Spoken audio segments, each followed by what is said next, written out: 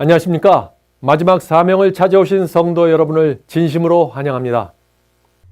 오늘은 성경이 말한 선교란 어떤 것인가를 살펴보면서 십자가에서 구원받은 강도의 경험, 그것은 어떤 경험인가를 아울러 살펴보도록 하겠습니다.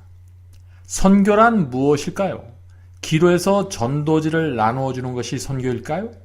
아니면 지하철에서 예수, 천국, 불신, 지옥이라고 외치는 것이 전도일까요? 아니면 사람들을 교회로 인도하는 것이 전도입니까?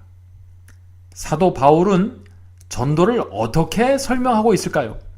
놀라운 사실은 우리가 생각하는 전도와 바울이 생각하는 전도는 전혀 다르다는 것입니다. 바울은 자신이 생각하는 전도에 대해서 이렇게 말하고 있습니다.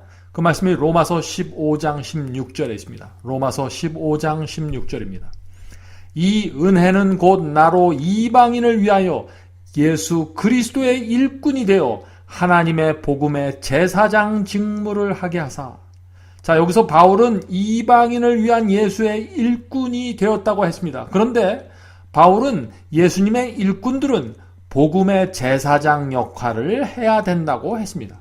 자, 예수를 믿는다는 것, 또 예수의 일꾼이 된다는 것은 복음의 제사장의 역할을 해야 된다고 지금 바울은 말하고 있는 것입니다. 자, 제사장이 어떤 일을 하나요? 제사장은 제물을 제단에 바치는 봉사를 하는 사람이었습니다. 자, 계속해서 말씀을 읽어보겠습니다. 하나님의 복음의 제사장의 직무를 하게 하사 이방인을 제물로 드리는 그것이 성령 안에서 거룩하게 되어 받으심직하게 하려 하심이라. 자, 여기서 바울의 말에 의하면 선교가 무엇이라고 했습니까? 바울의 마음속에서 전도란 하나님을 믿지 않는 이방인을 데려다가 성소의 제단 위에 제물로 바치는 것이 바로 전도였습니다. 하나님을 믿지 않는 자를 데려다가 하나님께서 계시는 그 성소의 제단에 제물로 바치는 것, 그것이 전도라는 것입니다. 자, 이방인들을 우상을 섬기죠. 이 우상을 섬기는 그 이방인들을 어떻게 우리가 성소의 제단으로 끌고 올 수 있을까요? 하나님을 믿지 않는데 어떻게 그들을 하나님께서 계시는 성소의 제단으로 데리고 올 수 있습니까? 방법은 오직 하나밖에 없습니다. 그것은 말씀으로 이방인들을 데리고 오는 것입니다. 하나님의 말씀, 성경 말씀을 이방인들에게 나눠주면은 그 말씀이 그들의 발을 성소로, 하나님께서 계신 성소로 인도해 오는 것입니다. 그러므로 우리는 전도를 하려고 할 때 가장 우선적으로 말씀을 열심히 나누어주는 일을 해야 하는 것입니다. 그러면 하나님의 말씀이 그들의 마음을 설득하고 감동시킬 것입니다. 하나님의 말씀으로 설득되고 감동된 영혼들은 성령께서 그들의 발걸음을 성소로, 교회로 인도하시는 것입니다. 자, 그런데 구도자를, 이렇게 새로운 신자를 성소, 이 교회까지 인도하면 전도가 끝난다고 했습니까? 아닙니다. 바울은 그들을 제단 위에 바쳐야 한다고 말했습니다. 바울이 말하는 전도란 이방인들이 자기 자신을 하나님께 제물로 바치는 그 지점까지 인도하는 것입니다. 왜 그 지점까지 영혼들을 인도해야 할까요? 왜냐하면 단순히 교회 안에 들어오는 것만으로는 구원받을 수 없기 때문입니다. 교회 안에서도 많은 영혼들이 구원을 잃어버리고 있습니다. 그것이 초대교회에 있었던 일이고 지금도 그런 일들이 계속해서 일어나고 있는 것입니다. 그것이 우리의 현실입니다.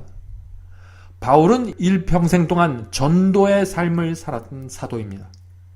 바울의 전도를 통해서 많은 이방인들이 초대교회 안으로 들어왔습니다. 그런데 바울은 그 교회 안에 들어온 새로운 신자들이 세속의 시험을 받고 넓은 길을 따라가다가 흔들려 떨어져 나가는 모습을 많이 보았던 것입니다.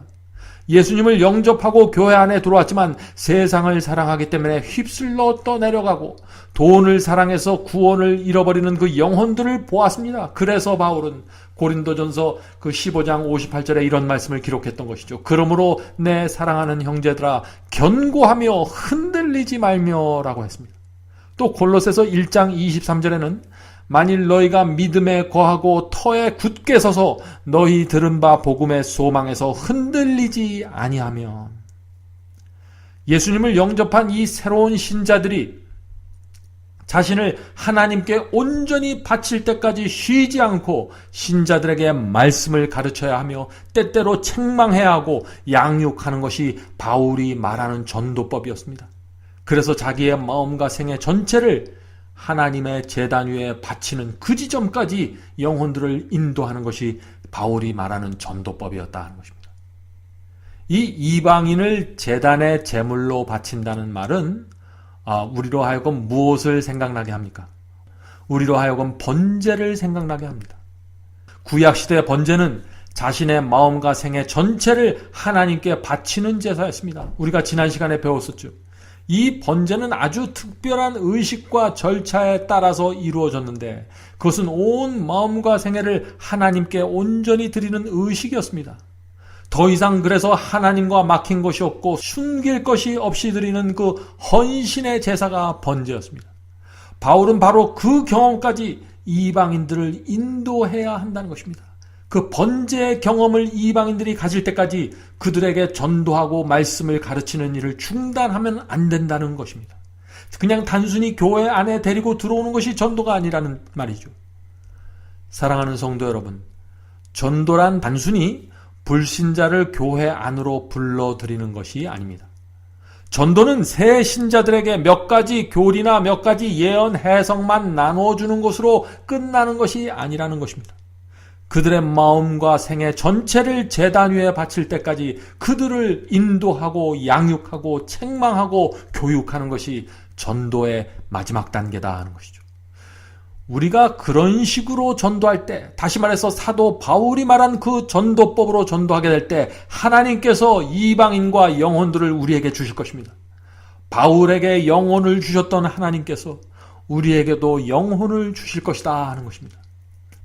오늘날 많은 사람들이 교회 안에 들어와서 오랜 세월 동안 예수님을 믿지만 마음이 허전하고 죄책감에 시달리면서 살아가고 있습니다. 왜 그런 일이 일어나게 될까요? 예수님을 믿고 몇 가지 교리는 이해했지만 자신의 마음과 생애 전체를 바치는 이 번제의 경험 속으로 들어가지 못했기 때문에 그런 것입니다. 이것은 굉장히 중요한 이야기입니다.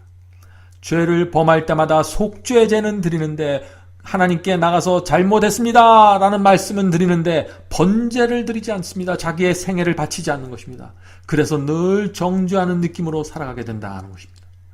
주 안에서만 누릴 수 있는 그 참된 기쁨과 감사가 무엇인지 모른 채 오랫동안 교회 생활을 하는 것이죠. 그러나 속죄제의 경험을 제대로 우리가 한다면 우리는 자연스럽게 번제의 경험 속으로 들어가게 되는 것입니다. 구원은 죄를 용서받는 경험에서 끝나는 것이 아닙니다. 그 용서받은 그 하나님의 용서가 너무나 감사하고 귀하기 때문에 하나님께 나아가 우리의 마음과 생애를 바치는 일이 일어나게 되는 것입니다. 그래서 의의 열매가 맺혀지는 경험까지 우리가 자연스럽게 나가는 것입니다. 구약시대 죄를 범한 사람은 예수 그리스도를 상징하는 그 어린 양을 잡아서 속죄제를 드려야만 했습니다. 죄는 내가 범했는데 나 대신에 죽어가는 그 양을 보면서 하나님께 너무나 죄송하고 또 온 마음을 다해서 감사하게 되는 그런 심령이 생기게 되는 것이죠. 그래서 하나님의 말씀이라면, 예수께서 하신 말씀이라면 무엇이든지 따라가고 싶은 소원을 갖게 되는 것입니다. 그래서 내 생애를 주님께 드리겠습니다 라는 번제의 경험으로 들어가게 되는 것입니다. 자, 이제 번제와 전도, 선교에 대한 우리 이런 이해를 가지고 십자가의 강도, 예수님의 그 십자가 한편에 있었던 그 십자가의 강도의 구원의 경험이 어떤 것이었는지 좀 살펴보도록 하겠습니다. 이 번제와 그리스도인의 성화에 대한 말씀을 나눌 때마다 받게 되는 질문이 있는데, 그것은 구원받은 그 십자가의 강도에 대한 이야기입니다. 대개 이런 질문들을 합니다. 예수께서 십자가에 달려 계실 때 예수님 옆에 있던 그 한편 강도가 예수님을 영접하고 구원받았습니다. 그것은 어떻게 된 것입니까? 그 번제의 경험 속으로 들어가지 않았는데, 아직 성화되지 않았는데 강도는 구원받았습니다. 예수님을 믿는다고 말을 하는 동시에 바로 구원을 받았습니다. 강도는 죽기 직전에 죄를 용서받고 구원받았습니다. 그는 의의 열매도 맺지 못했으며 자신을 하나님께 바치는 번제의 경험도 없었고 성화의 경험도 하지 못했는데 예수께서 그에게 구원을 주셨습니다. 우리가 이 강도의 구원을 어떻게 이해해야 합니까? 라는 질문을 하는 분들이 많이 있죠. 여러분들은 어떻게 생각하십니까? 그렇습니다. 십자가의 강도는 예수님을 영접함으로 즉시로 구원받았습니다. 그러나 그는 구원을 받자마자 죽었습니다. 여러분들이 이 사실을 기억해야 합니다. 십자가의 강도는 구원을 받자마자 죽었어요. 자, 우리가 여기서 한 가지 좀 가정을 해보죠. 만일 강도가 십자가에서 죽지 않고 다시 한번 살 수 있는 시간과 기회를 부여받았다면 그 구원받았고 죄를 용서받은 그 십자가의 강도가 어떤 삶을 살았을까요? 그 강도가 초대교회의 그 수많은 성도들처럼 예수님을 영접한 후에 긴 시간을 살게 되었다면 어떤 그리스도인의 경험을 그가 해야만 했을까요? 그 역시 바울이 고백한 것처럼 나도 날마다 내 자신을 부인한다. 나도 날마다 죽노라는 그런 경험 속으로 들어가야만 했습니다. 날마다 좁은 길을 걸어야만 했습니다. 핍박과 가난 속에서도 믿음의 굳건히 서서 흔들리지 말아야 했습니다. 그리스도께 자기 자신을 제물로 드리는 그 번제의 경험까지 나가야만 했던 것입니다. 사랑하는 성도 여러분, 갑작스럽게 이루어지는 구원이란 없습니다. 강도의 구원도 갑작스럽게 이루어진 구원이 아니었습니다. 강도는 유대인이었습니다. 이 강도도 다른 유대인들처럼 어렸을 때부터 부모를 통해서 성경 말씀을 배웠습니다. 그래서 오랜 세월에 걸쳐서 성령의 음성을 들으면서 자랐습니다. 자기가 알고 있는 진리의 빛에 해당하는 성령의 음성과 감화를 받았겠죠. 침례 요한이 광야에서 말씀을 전파했을 때도 그 말씀을 들었을지 모릅니다. 예수께서는 이 땅에 내려와서 가난한 자들을 돌보고 병자들을 고치셨고 죽은 자를 살리셨습니다. 예수님의 생애는 성령이 충만한 생이었습니다. 그런데 지금 그런 분께서 이 강도 옆에서 십자가에 매달려 고통당하고 계시는 것을 지금 이 강도가 보는 것입니다. 강도는 십자가 주변에 모이는 모든 사람들이 하나님의 아들을 알아보지 못하고 조롱하는 모습을 지켜보았습니다. 그런 상황 속에서 한편 강도가 십자가에 매달려 죽어가는 예수님을 메시아로 영접하고 구원받게 되는 것입니다. 그 강도의 믿음은 놀라운 믿음이었습니다. 성령께서는 강도의 마음속에 오랫동안 역사해 오셨습니다. 이스라엘의 모든 아이들은 어머니로부터 메시아에 대한 성경절을 배우고 애웁니다. 강도 역시 어렸을 때부터 구세주를 기다리는 소망을 가지고 살았을 것입니다. 그는 자라나면서 유대교회의 세속화를 보면서 실망했을지 모릅니다. 제사장들이 하나님의 성전을 장사하는 곳으로 만드는 모습을 보면서 신앙을 포기했을지도 모릅니다. 그는 자라면서 악한 친구들과 어울리게 되었고 점점 더 깊은 죄악에 빠지게 되었을 것입니다. 그러다가 강도질을 하다가 붙잡혀서 지금 사형장에 끌려온 것입니다. 십자가 위에 매달리게 된 것입니다. 그런데 그동안 소문으로만 들었던 예수님께서 지금 자기 옆에 계셔서 십자가에 함께 매달려 있는 모습을 지금 이 강도가 보는 것입니다. 성령께서 강도의 마음을 움직이셔서 예수님의 거룩한 성품을 보도록 인도해 주셨습니다. 강도는 예수께서 당신을 비난하고 조롱하는 군중들을 위해서 기도하는 음성을 바로 곁에서 들었습니다. 예수님이 기도 말이죠. 아버지여 저들을 용서하여 주옵소서. 저희가 자기가 하는 것을 몰라서 그렇습니다. 이렇게 호소하는 예수님의 그 거룩한 기도와 품성을 보면서 강도의 마음속에 성령의 감동이 있었을 것입니다. 강도는 처참하게 피 흘려 죽어가는 이 예수님의 모습 속에서 속죄 제물로 바쳐지는 어린 양의 모습을 보기 시작했을 것입니다. 강도의 마음속에 어렸을 때부터 어머니께로부터 들은 그 메시아에 대한 교육, 또 구세주에 대한 구약 성경의 말씀, 예수님의 기적과 치유 이야기, 38년 된 안진뱅이를 일으키고 죽은 자를 부활시킨 이야기 등 이런 이야기들이 하나씩 고리가 연결되면서 퍼즐이 맞춰주기 시작했던 것입니다. 성령께서는 강도의 마음속에 구세주에 대한 강력한 믿음을 심어 주실 수 있었습니다. 그의 믿음은 맹목적인 믿음이 아니었습니다. 그의 믿음은 성경 말씀과 예수님의 생애와 십자가에서 나타난 거룩한 성품을 바라본 그것에 의해서 기초된 믿음이었습니다. 그래서 이 강도는 다음과 같은 거룩한 고백을 하게 되는 것입니다. 누가복음 23장 43절입니다. 예수여 당신의 나라에 임하실 때 나를 생각하소서 하니, 예수께서 가장 힘들고 외로웠을 때 그분의 마음에 위로를 주었던 것은 베드로가 아닙니다. 제자들이 아니었습니다. 바로 강도였습니다. 유대 나라의 제사장들과 교회 지도자들로부터 멸시받던 그 예수님을 강도가 메시아로 받아들인 것입니다. 그것은 위대한 믿음이었습니다. 예수께서 죽은 자를 무덤에서 부활시키고 안진뱅이를 일으키셨을 때 예수님을 구세주로 영접한 것이 아닙니다. 그런 놀라운 기적을 보면서 이 강도가 예수님을 영접한 것이 아니라 모두가 예수님을 버리고 저주했을 때, 돌아섰을 때 그분을 구세주로 영접했던 믿음을 가지고 있었던 것입니다.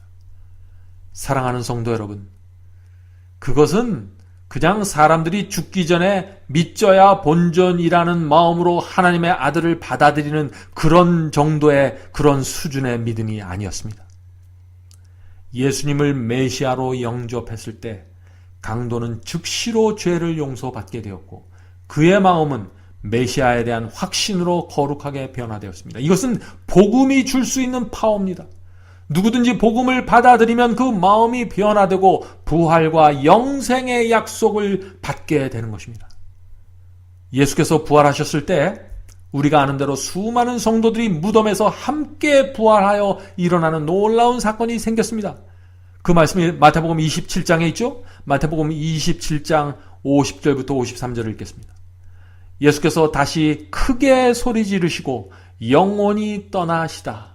이에 성소 휘장이 위로부터 아래까지 찢어져 둘이 되고 땅이 진동하며 바위가 터지고 무덤들이 열리며 자던 성도들의 몸이 많이 일어나되 예수의 부활 후에 저희가 무덤에서 나와 거룩한 성에 들어가 많은 사람에게 보이니라. 자, 이것이 어느 장면입니까? 예수께서 십자가에서 돌아가시는 마지막 그 장면입니다. 그때 이 예루살렘 성전의 성소 휘장이 위로부터 아래로 찢어지는 놀라운 사건이 생겼습니다. 그것이 무엇인가요? 이제 어린 양 예수께서 그 원형이 되셔서 십자가에서 돌아가셨기 때문에 더 이상 성소에서 양을 잡아 짐승을 잡아서 드리는 의식이나 의식에 관련된 모든 법들은 폐지되었다는 것입니다. 이제는 양을 잡아서 죄를 용서받고 구원받는 것이 아니라 이제는 메시아 그리스도 예수를 믿음으로 그분을 영접함으로 구원을 받게 된다는 것입니다. 그러면서 그것을 하늘에서 알려주기 위해서, 분명하게 하기 위해서 땅이 진동하고 바위가 터지고 무덤들이 열리면서 자던 성도들이 많이 부활하여 일어난 것입니다. 예수님의 부활과 함께 말이죠. 그래서 예수님의 부활을 증거하기 위해서 많은 성도들이 부활하여 거룩한 성 예루살렘 성 안에 들어가서 그 거리를 거니는 것입니다. 여러분들 그 모습을 상상해 보십시오. 얼마나 놀라운 장면입니까? 그런 장면들이 있음에도 불구하고 그 수많은 유대 교회 지도자들이 예수 그리스도를 거절했던 것입니다.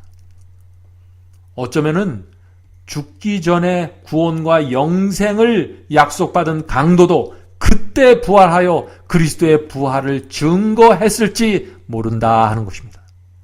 하늘의 천사들은 살아서 승천한 에녹과 엘리야처럼 강도의 믿음을 그렇게 인정해 주었을 것입니다.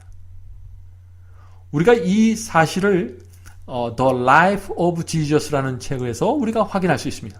이 Life of Jesus라는 책이 있는데요. 그 책에는 십자가의 강도가 구원받는 그 마지막 장면에 대해서 아주 영감적인 설명을 우리에게 주고 있습니다. 제가 오늘 그 말씀을 지금 좀 읽어드리도록 하겠습니다. 로마 제국의 사형법에 의거해서 십자가에 달려 죽음의 고통을 당하는 자들에게는 고통에 대한 감각을 마비시키기 위해서 마취약을 주는 것이 허용되어 있었다.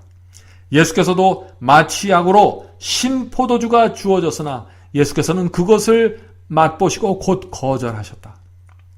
예수께서는 당신의 마음을 흐리게 하는 어떤 것도 받지 않으셨다. 예수께서는 믿음으로 하나님을 굳게 붙잡으면서 십자가의 고통을 통과하셔야만 하셨다. 십자가 위에서 고통당하시는 예수님께 한 줄기 위안의 빛이 비추어졌는데 그것은 회개하는 강도의 기도였다.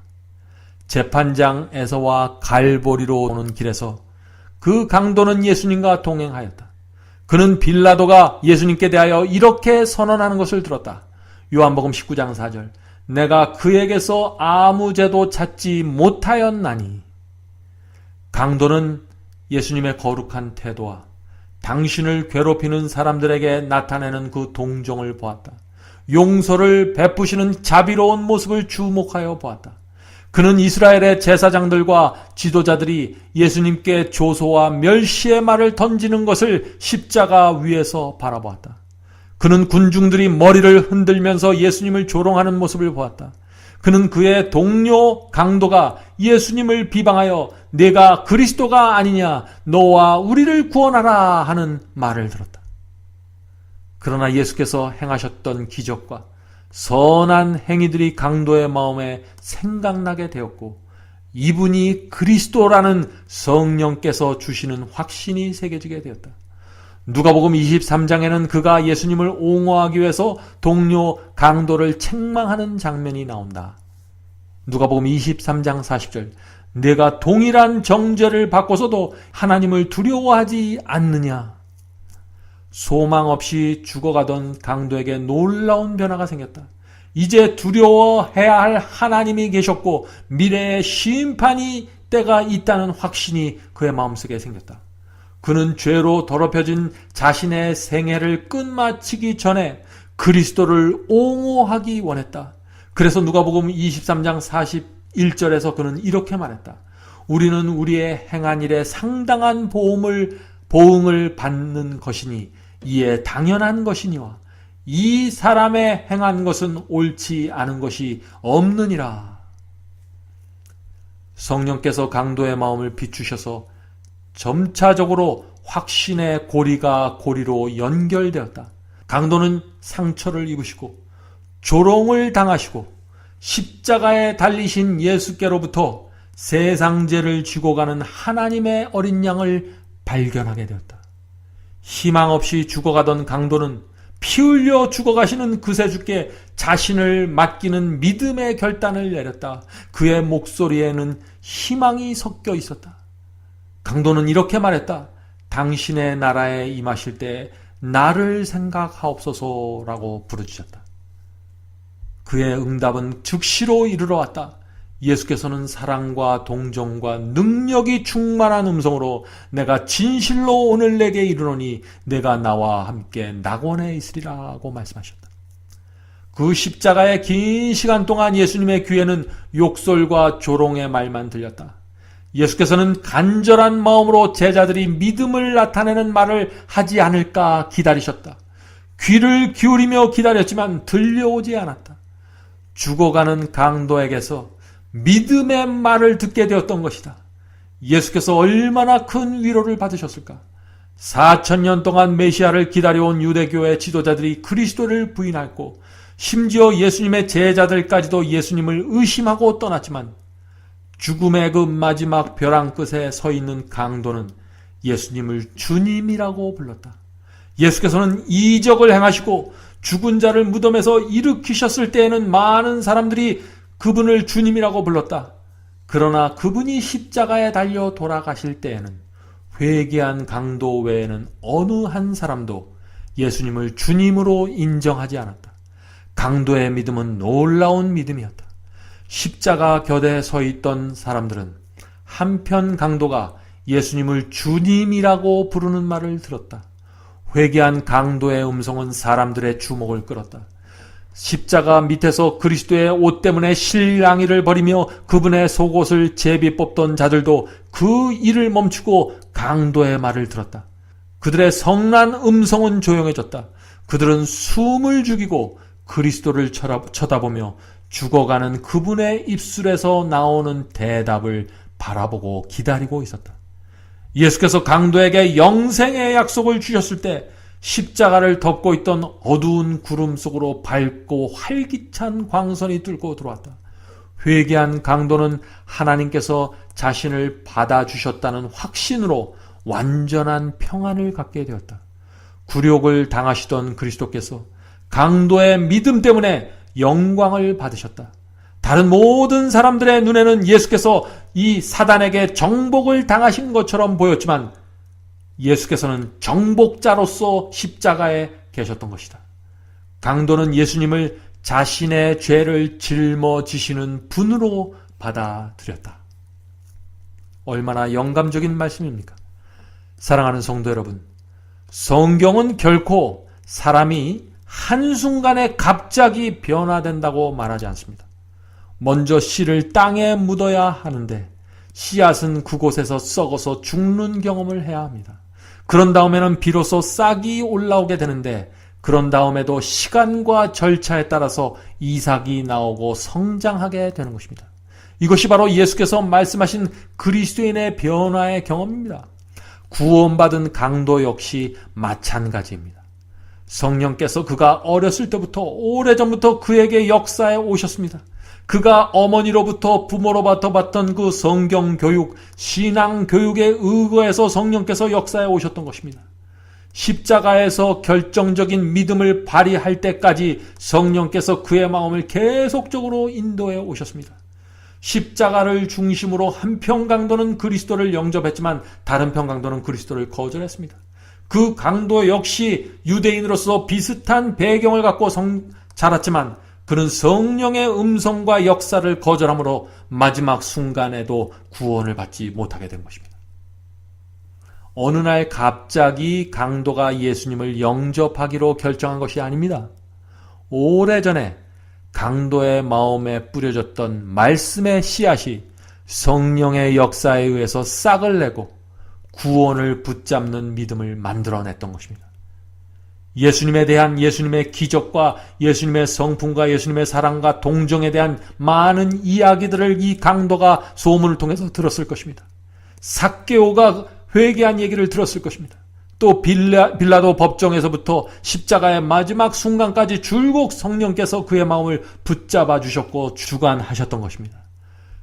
그래서 그 결과 강도는 그리스도를 옹호하게 되었고 온 마음을 다해서 예수님을 영접하게 되었던 것입니다. 사랑하는 성도 여러분, 세속적이고 이기적으로 살던 사람이 갑자기 안수를 받거나 어떤 부흥회에 참석했다는 이유만으로 갑자기 변화되어 어떤 은사를 받고 기적을 행하는 사람으로 변화될 수 없는 것입니다. 성경은 단 한 번도 성령의 깊은 역사 없이 갑작스럽게 변화되고 갑작스럽게 은사를 받게 되는 그런 구원의 경험을 말하지 않습니다. 살아있는 동안 점점 더 밝은 진리 가운데로 나가는 경험이 필요합니다. 성령께서 마음속에 확신을 주실 때마다, 감동을 주실 때마다 말씀을 받아들이고 한 걸음씩 순종하면서 따라가는 그런 믿음을 가진 성도들이 바로 구원의 경험 속에 있는 것입니다. 그럼 다음 시간에 다시 새로운 주제를 가지고 여러분을 찾아뵙겠습니다. 안녕히 계십시오.